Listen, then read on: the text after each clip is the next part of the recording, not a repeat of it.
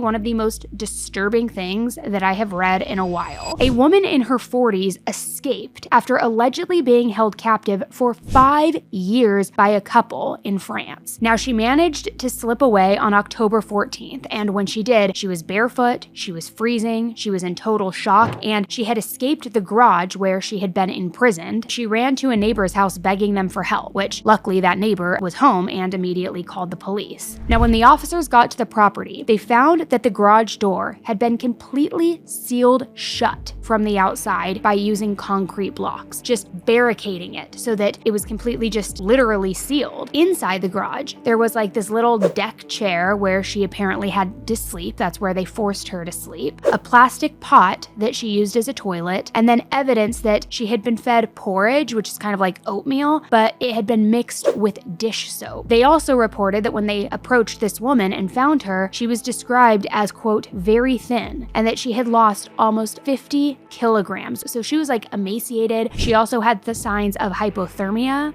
Her skin had been washed with bleach, and the authorities also believe that she had been drugged. So the police arrested 2 people, a woman in her 60s and her boyfriend who was 82 years old. They both have been charged with kidnapping, torture, and what prosecutors are calling, quote, acts of barbarity. Now here's where it gets even worse. The investigators say that the victim originally lived there as a roommate with the female suspect, who, by the way, is a nursing assistant. But then, after the suspect's boyfriend moved in, things allegedly escalated. The woman was forced to live in a tent in the garden, then she was moved and locked into the garage full-time, and the couple also allegedly systematically drained her bank accounts and stole her social security benefits for years. This can happen to anyone. It doesn't discriminate on age, gender, race, any sort of thing. Things like this can happen to anyone, which means you just have to really always be extra cautious. Who your roommates are, who your partner is, who you're getting involved with, because we're seeing more and more of weird shit like this surface.